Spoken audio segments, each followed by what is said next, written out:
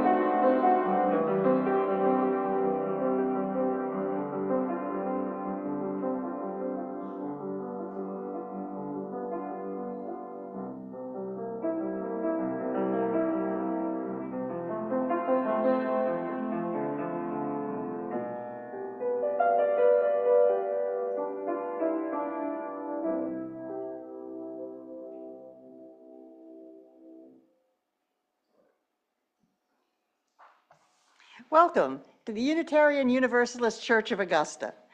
We're glad you've joined us here today in our mission to create a beloved community, acting together with compassion, reason, and respect, empowering us to promote a more just society. My name is Barbara Bowen. My pronouns are she, her, and today I am co-creating our service with our minister, Reverend Nic Filzen, our choir, and led by our music director, Josef, Patchen, the very talented folks on the tech deck, and all of you. Together, we are creating this moment of worship. In honor of this sacred time and respect for each other, would you please take a moment to put all your devices on worship mode? If you're a first-time visitor today, we encourage you to stop by the greeters table following the service to get more acquainted with the church. Our membership coordinator, Fern Smith, would love to chat with you and find out about your interests. The blue card that's in the seat pocket will be a great help in that conversation. You're more than welcome to join us for coffee and snacks and conversation after worship in the common room. Existing community members will know newcomers by their green or red name tags. These different colors indicate how comfortable folks are with engaging with new people as they explore new experience. Green means, please speak with me. Let's get to know each other right away.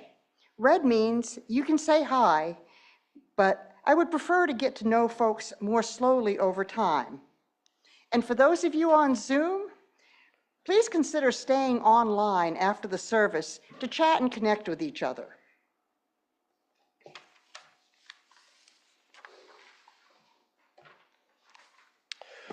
Welcome, everyone. I'm Reverend Nic Filzen. My pronouns are he, him. Today, we gather for a special occasion. We gather in celebration of the living.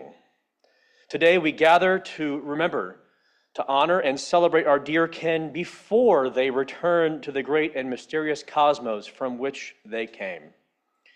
In his poem, Wedding, Boris Pasternak writes that life is only an instant, only the dissolving of ourselves and the selves of others, as if bestowing a gift. Today, in reciprocity for that gift of self, we let folks know how much they're loved now, before their instant is over. And because an instant is indeed minute, let us not waste any more time. Let us celebrate. Let us worship.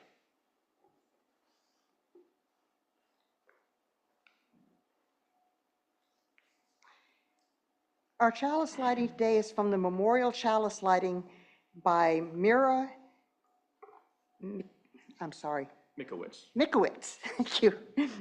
We light this chalice which transforms wax into pure light and warmth to remind us of our own living, transforming the stuff of this world into the love and activity of our daily lives. As we honor our loved ones, may today bring forth transformation in ourselves, from story, connection, from memory, wholeness, and from celebration, love.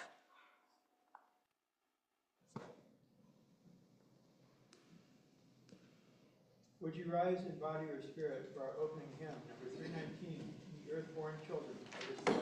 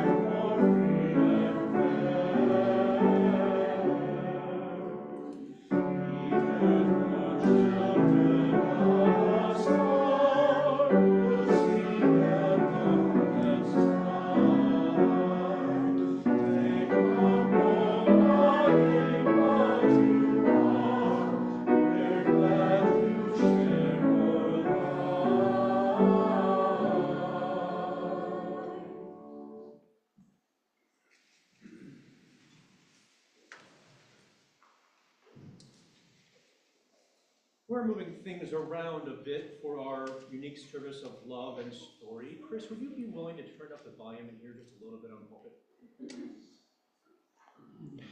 Instead of joys and sorrows, as we typically do following the first hymn, a few folks will share prepared eulogies for those who have touched their lives and continue to do so. To be clear, a eulogy is often done at the end of someone's life, but really it just means a stories of celebration of somebody.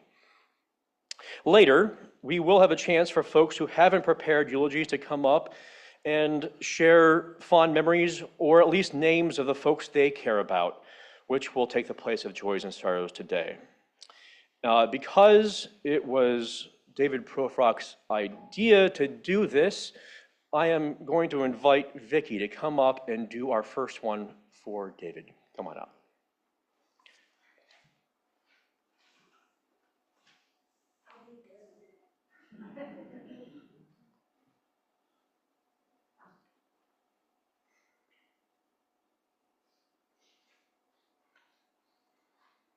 This is a longer walk than I remember.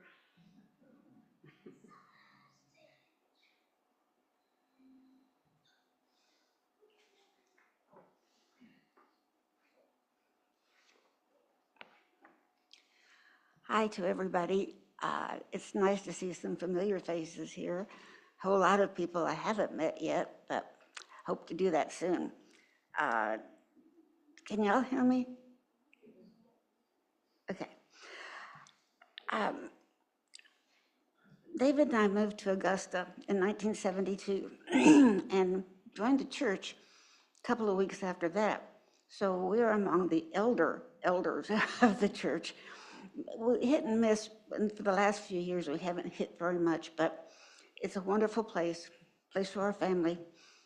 The story that I'm going to tell you, when my husband told me that now that it was his idea, I get to give a talk, we immediately thought of the same story at the same time, so it must have been a good memory.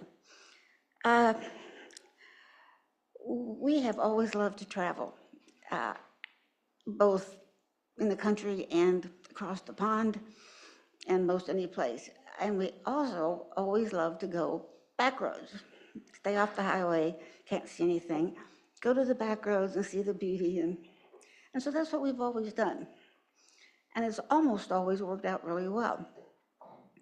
But on this one particular time when we were in Santa Fe, driving around beautiful country down there, we came across a little sign that was rusted over, so we didn't exactly know where it went to, but it was a little sign, so we thought we'd just follow it. And it was one of those you've heard of, turned off the paved road. Not long after we went down this road, the paved stopped, and it was gravelly, dusty, dirty, but nobody said stop, so we kept driving and driving. And then pretty soon, whatever passed for some kind of road changed to mud, just mud. And it looked kind of scary. All of a sudden, I realized we were young. It didn't matter. We'd be okay, right? I looked over to my driver, my psychologist husband, who never gets rattled about anything. And he had turned down the music so he could see better. And it wasn't a lot to see, but I could tell that he was concerned about this. And we kept driving a little slower because mud began to accumulate on our tires. And we kept going a little slower, a little more, and I had this epiphany. We are on the south end of no damn place. Nobody knows where we are. We don't really have permission to be here because by now we were on a reservation. We don't have cell service because it's in the middle of no place. Our kids don't know where we are. Nobody knows where we are. And my first thought after that was, we're gonna die. But we didn't. Obviously, by this time he had pulled the car over to the side of the road and got out, and I didn't really think he was going to leave me. And he began gathering good-sized rocks. and putting them behind the tires of the car. And my job was to try and steer this car as best I could, mired in the mud. And his job was to push the car after he had loaded up the back of the tires with rocks. And by doing this, back and forth, we finally inched our way, and I mean inched our way, back to a road. The car was window deep in mud. David was almost nose deep in mud because he was at the backside of the car when I'm gunning it. But we got there, and we managed to find the highway and decided we better find a car wash, and waved at all the people that waved at us, looking at us really strangely. But he got us out of there. He didn't panic. I'm thinking there's a lot of ways that could have gone south, but it was okay. And I was really proud of him for that moment, because it wouldn't have taken much for me to just go over the edge to panic. But he didn't. He didn't panic. He was okay. And I'm thinking, well, you know, if he's not going to die, I'm not either. And so that was my story. That's my homage to my husband of 55 plus years. And we're still together. And I think that's all.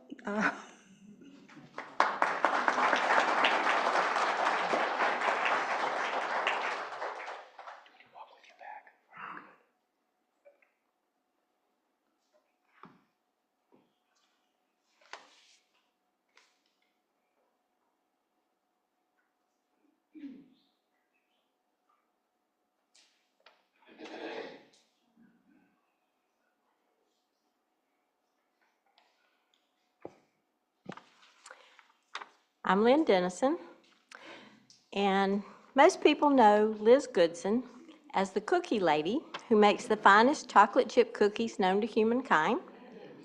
But this is just her latest role. She's had an impact in the church, the community, and in the world. She began working in the ecology lab as a biologist at the Savannah River Nuclear Plant in the early 70s. If you're not familiar with the ecology lab, it was established to research the environmental problems created by the atomic industry, and it has produced a prodigious amount of research. Liz contributed her expertise to the lab for over 25 years before retiring, and then continued her involvement for many years with the Citizens Advisory Board.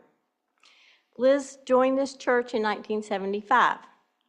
The church had a group called the Singletarians, of which Liz joined. By the way, the group was quite inclusive, inviting anyone who had ever been single.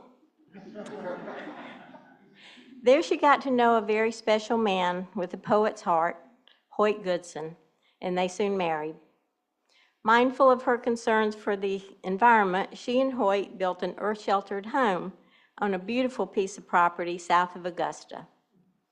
She and Hoyt hosted many UU gatherings there, and many fond memories were made, playing horseshoes, boating on the pond, talking around a bonfire. So many good memories.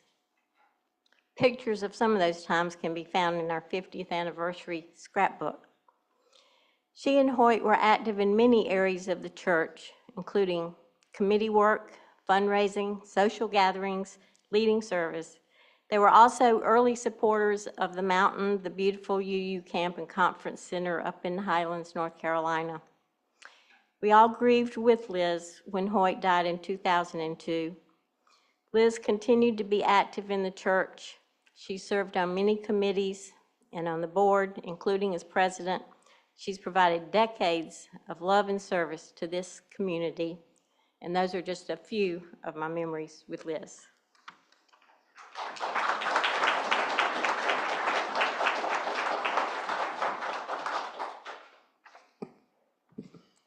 I also wanted to share something about Liz Goodson, a personal memory. Back around 20-odd years ago, when the pagans here at church got together and formed a cups group, Liz would let us hold rituals for our holy days down by the pond on her property. We really appreciated having such a beautiful, safe, and private place to hold our celebrations.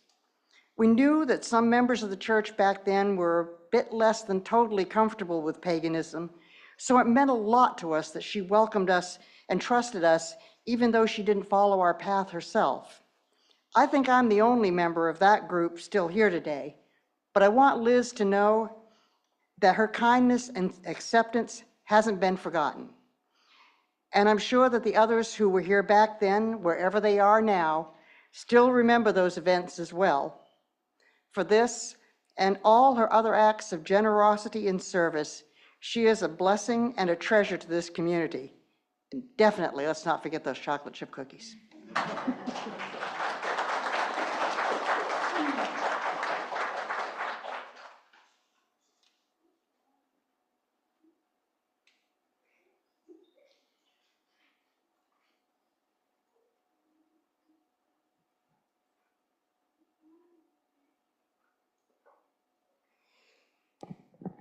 Good morning, my name is Natalie Reese. So about 3.5 years ago, I sent an email. I said, hey there, how are things going with you? I hope you're settling in okay here in Augusta. I was wondering if you'd be interested in hanging out sometime. I'd welcome a new friendship if you're open to giving it a shot. I realized I'm getting a bit tired of the fact that almost all of my friends are out in far off places because I've moved so much. I'd love to, I need to, make some more local connections, and you seem super cool. Perhaps too cool for this dork, but hey, nothing ventured, nothing gained, right? Her reply, if you don't think I'm a dork, you just need to hang out with me more. And she went on to say, and I definitely need more friends. It's a process, and I know it takes time, but sometimes it's just nice to have someone you can hit up at random to just chill with without feeling like it needs to be a thing, like a dinner party or an event or whatever. Thanks for thinking of me. Let's be nerds. We went on to develop a really good friendship that I'm super grateful for. We learned about and developed what's called the errand hang, which is, hey, I'm going to Target. You want to tag along with me? Dangerous. She's a wise and a kind listener, especially leading up to my separation and divorce a couple of years ago, and through current dating misadventures. I call her the hostess with the mostest. I admire her energy and her zeal. She's bold and brave, downright fearless about a lot of things that might give other folks pause. Just don't ask her to make a phone call. She's totally not a dork. I could go on, but there's a time limit. So today I invite you to celebrate with me the gloriously multifaceted kaleidoscope of joy that is Janaea Joy Filzen.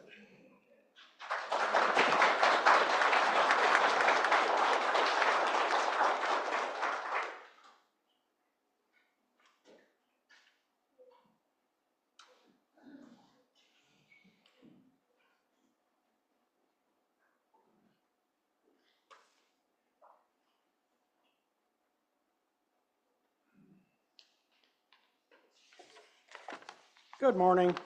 My name is Matt Maurer. I'm a he, him. I'm here to eulogize my wife, Chris Maurer. I want to do a little preamble before I start. I'll try and keep it brief. When I moved here, I shared this in a sermon over a year ago. When I moved here a couple of years ago by myself, I said, I made a pact with myself to say yes to everything unless it seemed downright crazy or dangerous. And I said yes to this, and shortly after I said, wait, I think I might have violated both sides of that rule. I have to go, she's here, and I have to go home with her, so I better get this right, okay? So here we go. I met Chris, then Palmer, in the fall of 2022. Once I got to know her, I found her fascinating. What a history. She had a long history of learning, loving, and growing. Her life experiences were varied and rich. She had traveled extensively, had several strong friendships, and recently had lost her loving husband. I think the most interesting and important thing about Chris is that she has learned from all her extensive experiences. She's grown over a lifetime. Right from the start, we talked a lot, laughed a lot together, and found that we have similar life values.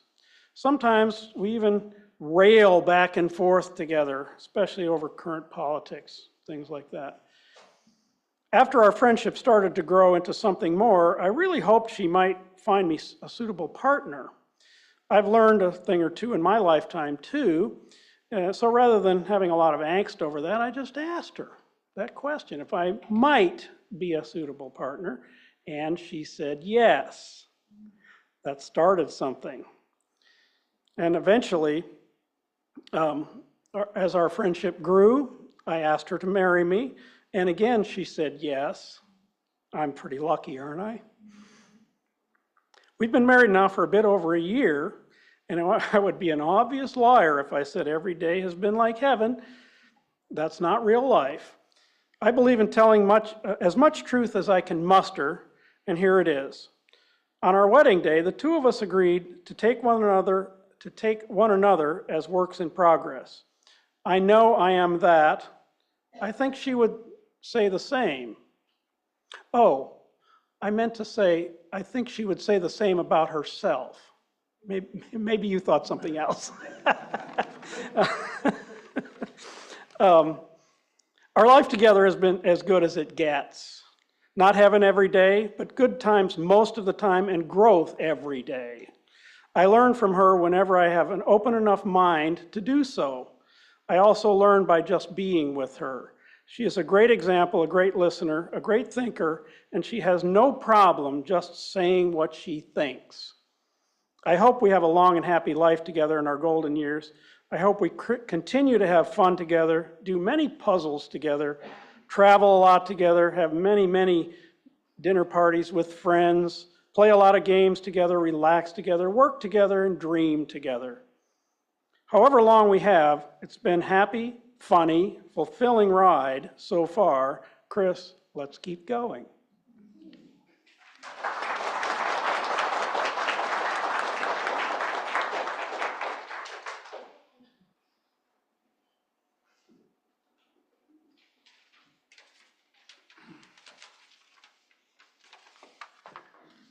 Hi, I'm Andy Reese, he, him.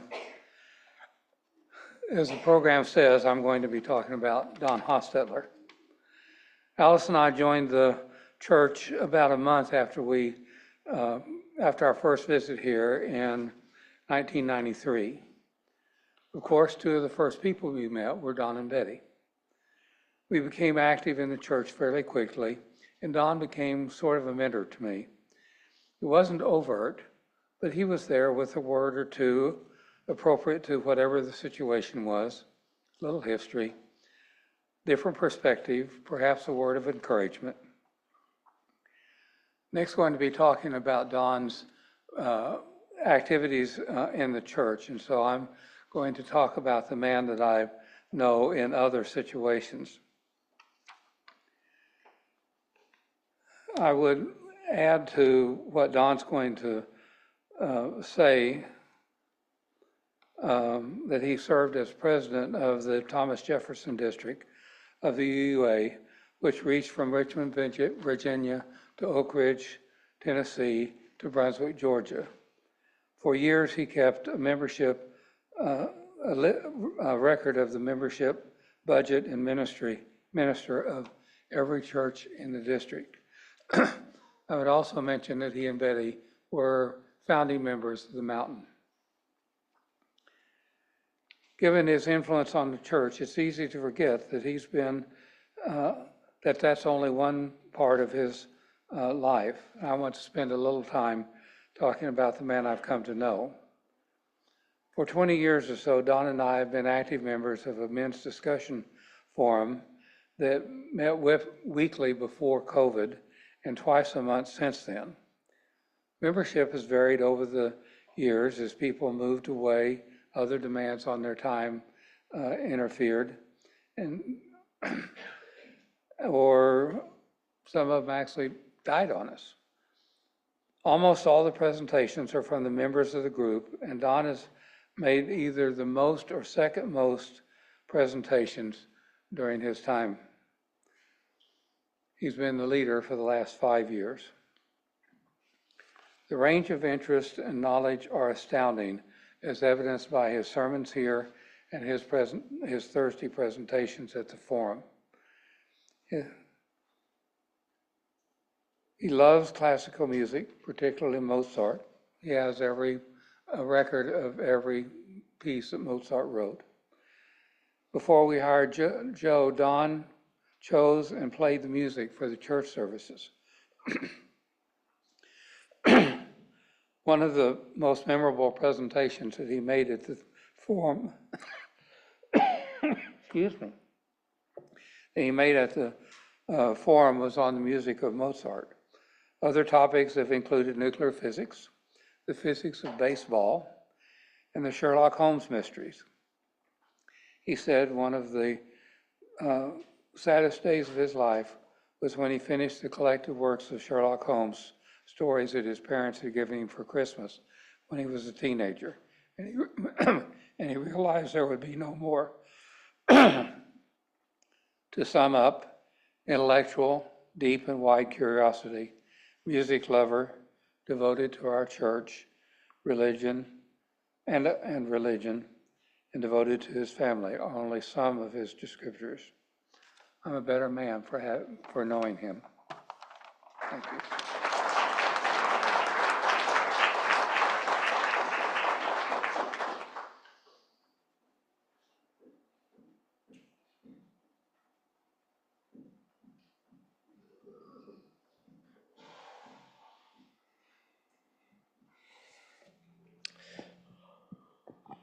Like Liz, Don, I think, deserves a second eulogy. Many of you know Don Hostetler, if not in person, at least on what Andy just relayed to you all.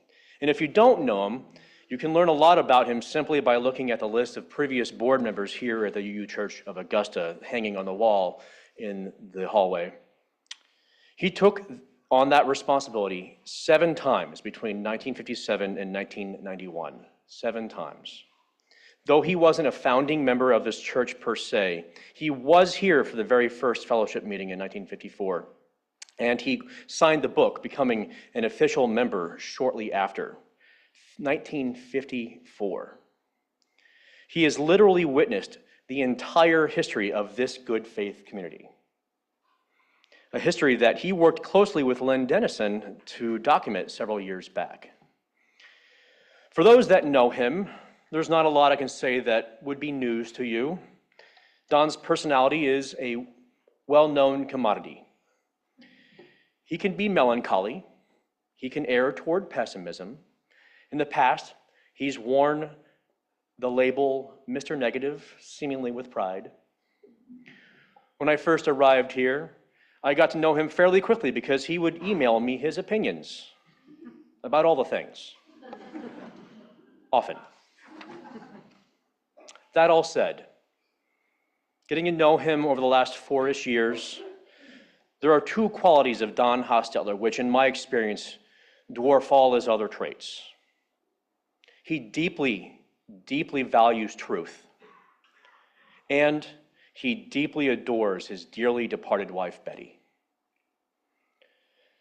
Don says what he means and expects others to do the same, and he relishes the search for capital T truth through the scientific process, through democratic discussion, perhaps even an argument here and there.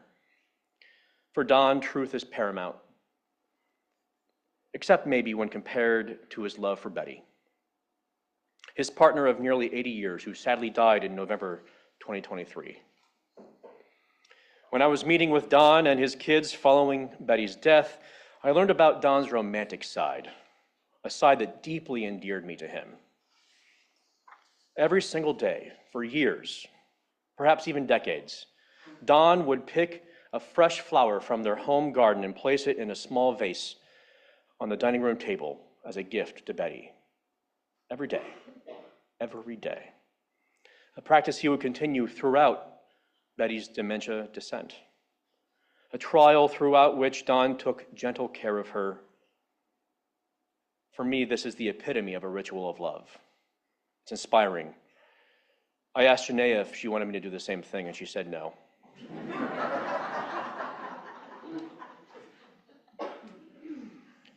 Don contains multitudes, just like the rest of us. Some of Don is challenging. More of him is humbling. The long life of love and truth he has lived is indeed inspiring. And whether you know him or not, All our lives here have been impacted by him because of his thoughtful, honest, loving caretaking. Caretaking of this community, caretaking of Betty, of Truth. Don is 94 now with health concerns of his own. The math suggests we won't have him much longer. But while we do, may we celebrate him and all he has done for us and so many over the years. May we celebrate him and all those in our lives, named and unnamed today. What a blessing they all are. What a blessing you all are. Blessed be. And before we move to the offering, if folks who had a eulogy spoken about them today are here, and I believe Don is probably online, if you could spotlight him, and for everyone else who was spoken about today, would you stand up so we can just give you another round of applause, because we love you.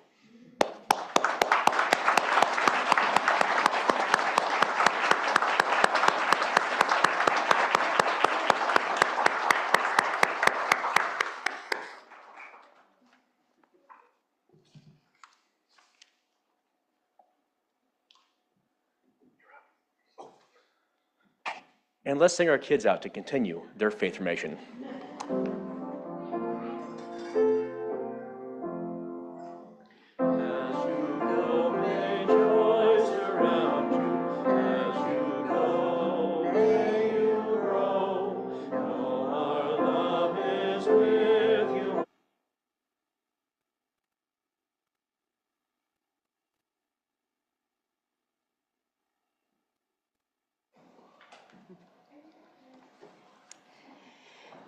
This is the point in our service where we usually give you the opportunity to make an offering to support our church financially. But today I want to remind you that you also have the opportunity to do something else at the same time.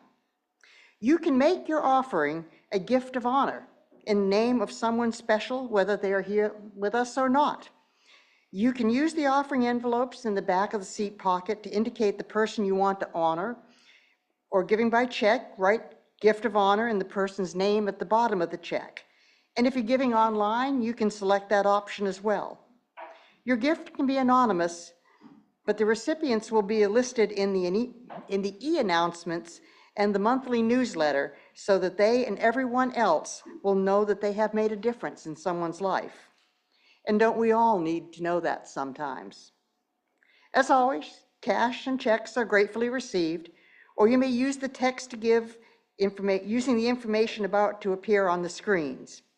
Would the ushers please come forward?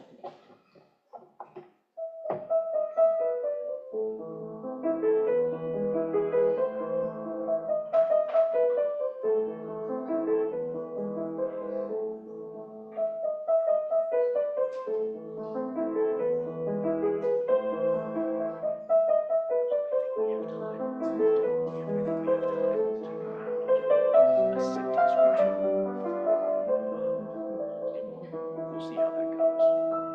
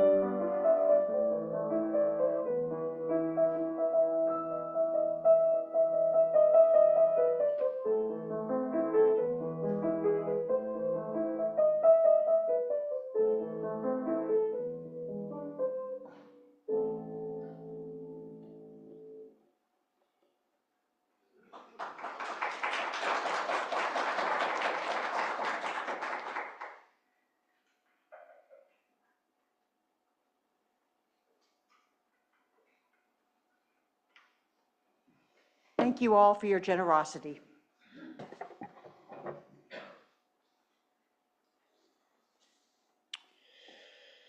Much like at a celebration of life or memorial service or funeral, however you label that type of event, we're not going to have a time for folks to come up and share some unprepared remarks, but I am going to give you a little bit of a guide on how to do this to keep it tight.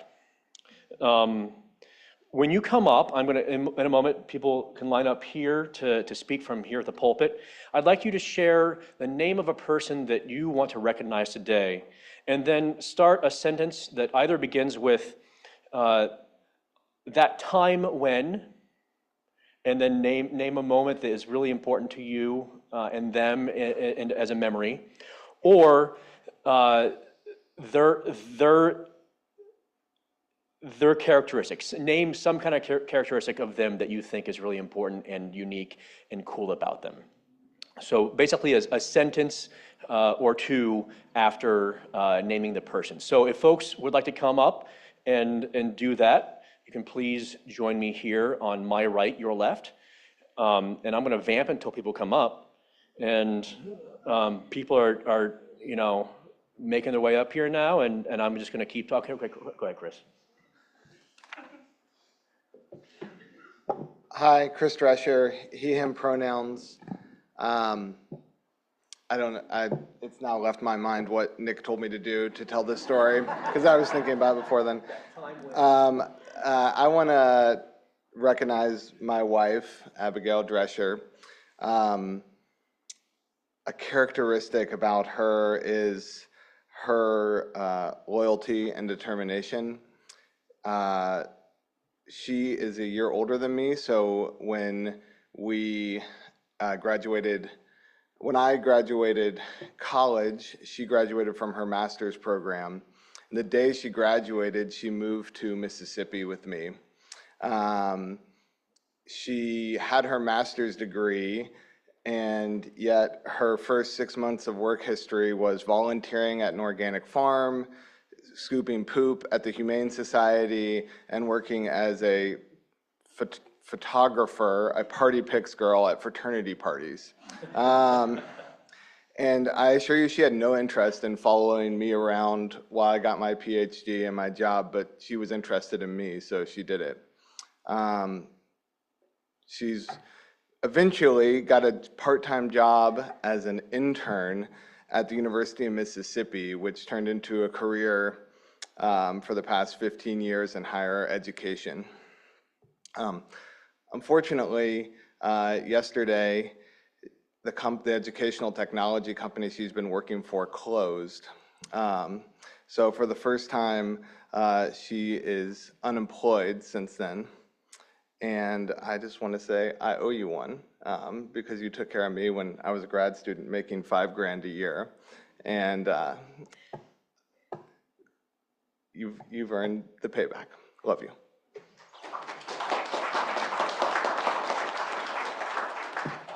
Hey y'all, I'm Matt Moser, pronouns are he and him. I'll go ahead and I'll stick more to the format that Nick has asked us to. So I wanted to recognize my fiance, Elizabeth. That happened last week, by the way. Thank you. That time when, so I'll either go with that time when she carried me throughout chief season and then pinned my anchors on me, right? Or that time when the first time she met my son Jonah, and he immediately was, recognized her as someone who cared for him and someone who could accept him as he is, and how we knew that. I knew that she was the one from that moment on. So she is brilliant. She is kind. She has the biggest heart I've ever seen in a person, and I would not be here today without her. So thank you.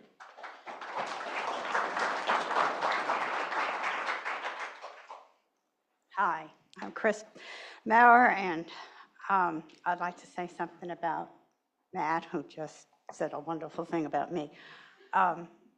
He came into my life at a time when I really needed somebody. And when I first met him, I knew that he was special. And this is a man who is really special. He's funny, and he's kind, and he's loving, and he's very caring. And I thank him for just being with me.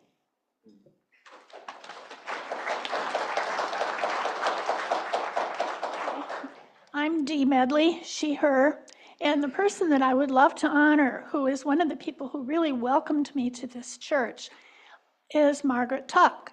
We met, we discovered that we both love knitting, and of the things that we have done, we've done many, many trips together for knitting, for Unitarian gatherings, for all sorts of things, and it's just always wonderful to be with her. I really appreciate her as a friend.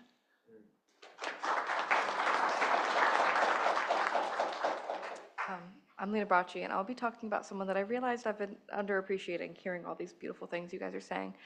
I'm going to talk about my sister.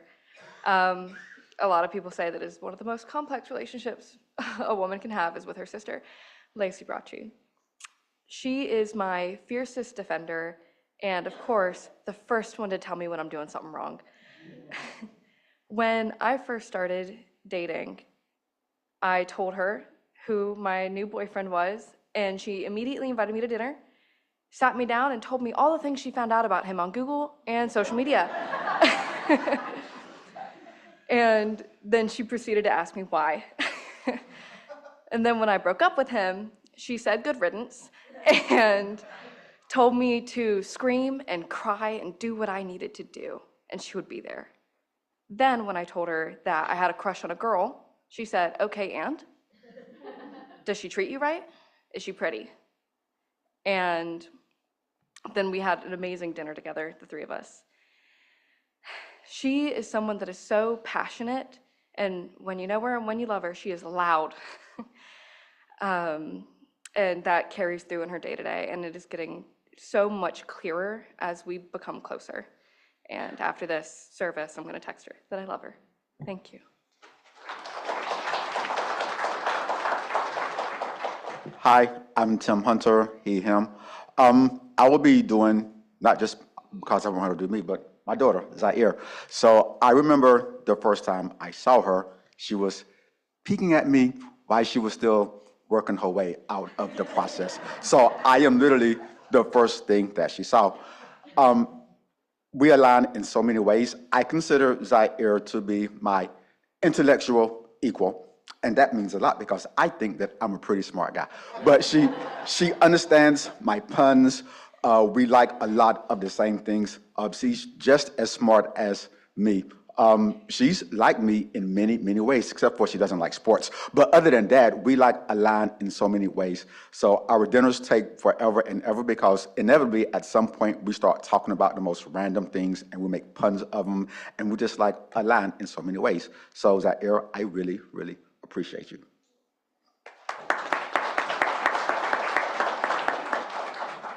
I had a hard time choosing one person that I wanted to share memories about because I was like, there were so many people, and then as I thought of one, I thought of more and more and more.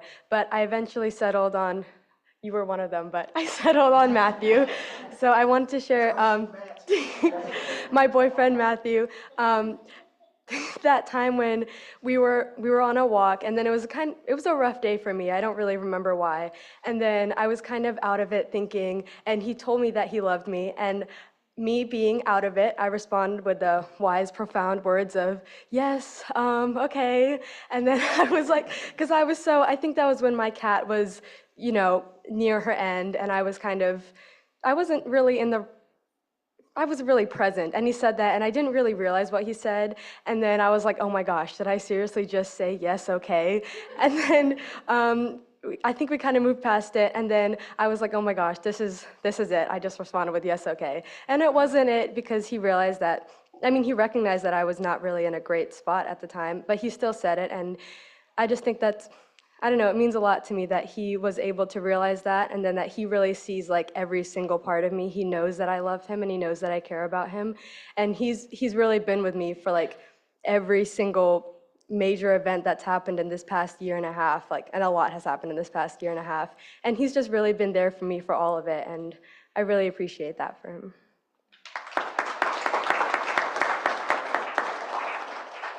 I would like to eulogize Dee Medley. And if you know Dee Medley, you know all the things that she has done for decades in this church. All the committees, all the time serving on the board, being in charge of the greeters and so on and so forth. But I can honestly say, if it weren't for Dee Medley, I might not be here today.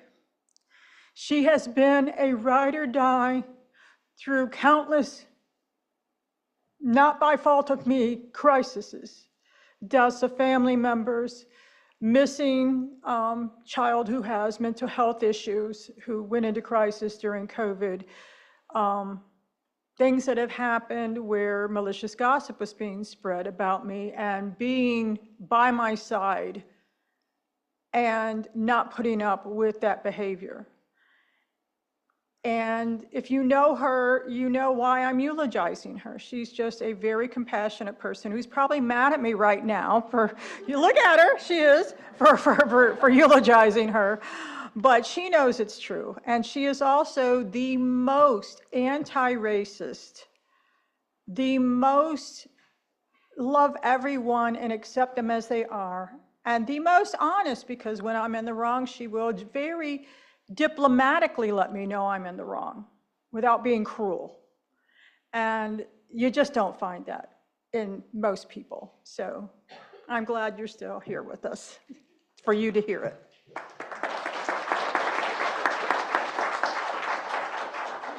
I'm here to honor Ruth, my partner in adventure. And it'll have to be a real quick run by of some of the adventures. 2 weeks after we married, we went to India and lived there for 9 months on a shoestring. Thereafter, we went to Pakistan for 3 years, then went to Malta for 5 years. It's been one adventure after another, and of course, raised two wonderful kids, and she's the glue that holds us all together, and it's been a lot of fun, all in all. So, thanks.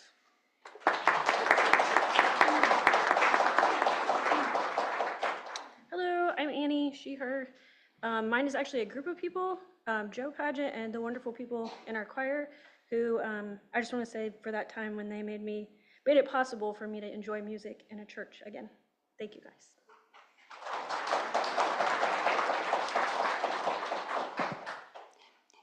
I just want to recognize Chris Garcia for the depth of his spirituality and understanding, his generosity, and all the things he does.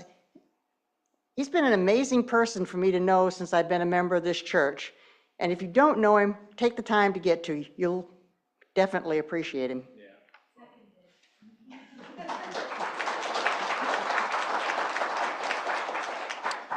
I'm being signaled that there are people who are on Zoom who would like to share. Just make sure that the computer is unmuted before they start. Who would we like to recognize? Marika, go ahead and share, and we'll add you to the screen here.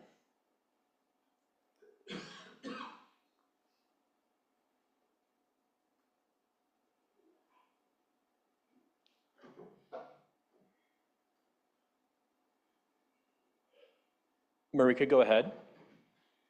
I believe you're muted. Right. Okay.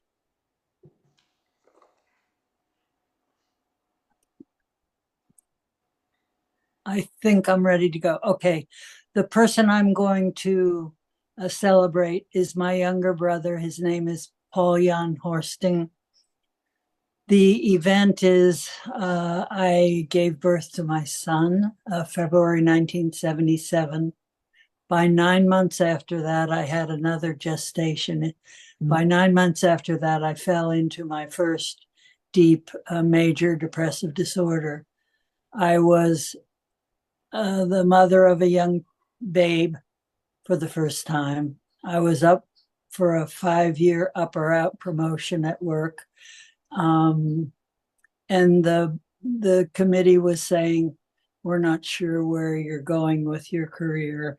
And let's see, the other thing is that my boss retired and I was put in charge of the program. So all of that together was more than what my system could handle. And I learned then that I have major depression in my family and that I was not excluded from that. So we'll go back to my younger brother. He was one of the ones who came and visited me during this very trying time when I was trying to wade my way out of where I was. He came, and what he said to me was, Marika, I came here expecting that you would just have to stay home and take care of Roby. You're trying to do too much. The next thing he said is, I no longer believe that.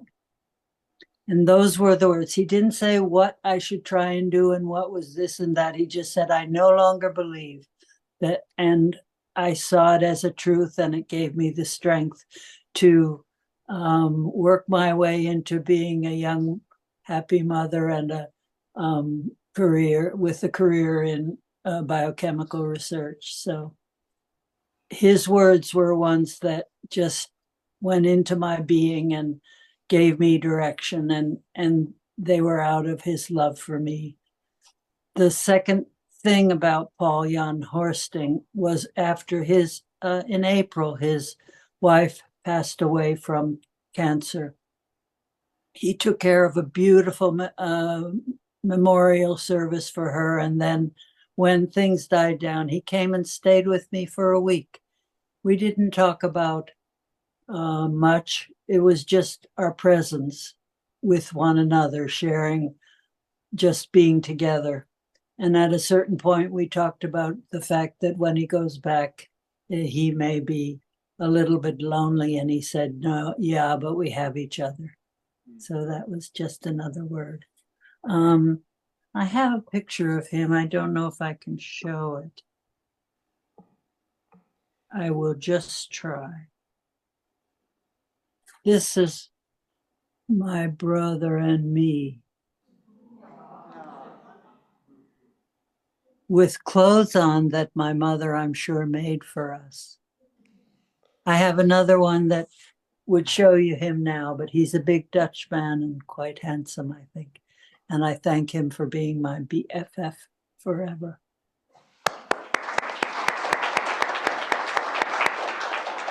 Thank you, Marika.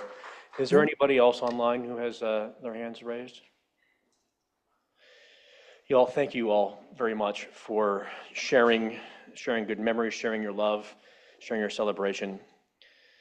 We now enter a time for prayer and meditation. I promise we're approaching the end. It's usually in the middle, so we don't have a whole half to go, I promise. We're going to use a short litany that I often use when I lead celebrations of life, entitled A Litany of Remembrance. We remember them, by Rabbi Sylvan Kamens and Rabbi Jack Reamer. Typically read for a memorial service that has been adapted for our purpose today. Following each line that Barbara and I recite, I invite you to please reply, we will remember you, emphasizing that will. We will remember you. After the reading, we'll have an extended period of silence until Joseph plays the intro for our closing hymn, Life is the Greatest Gift of All. Once you hear Joseph begin playing, please rise in body or spirit to sing with us. Until then, please ground yourself in the spirit of love and connection as we recite.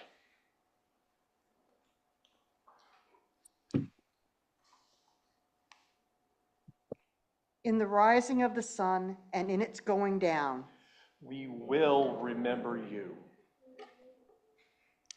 In the blowing of the wind and in the chill of winter, we will remember you. In the opening of buds and in the rebirth of spring, We will remember you. In the blueness of the sky and in the warmth of summer. We will remember you. In the rustling of leaves and in the beauty of autumn. We will remember you. In the beginning of the year and when it ends. We will remember you. When we are weary and in need of strength. We will remember you. When we are lost and sick at heart. We will remember you. When we have joys we yearn to share. We will remember you. So long as we live, you too shall live, for you are now a part of us, as we will remember you.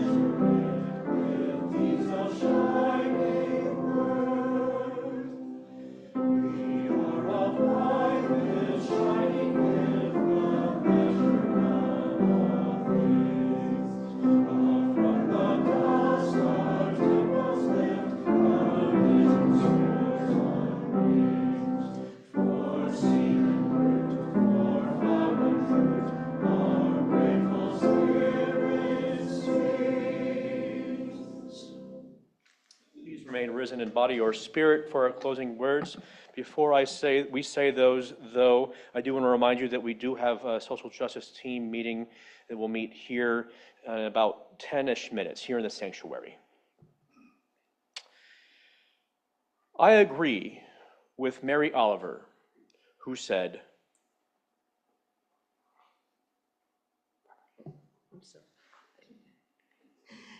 To live in this world, you must be able to do three things.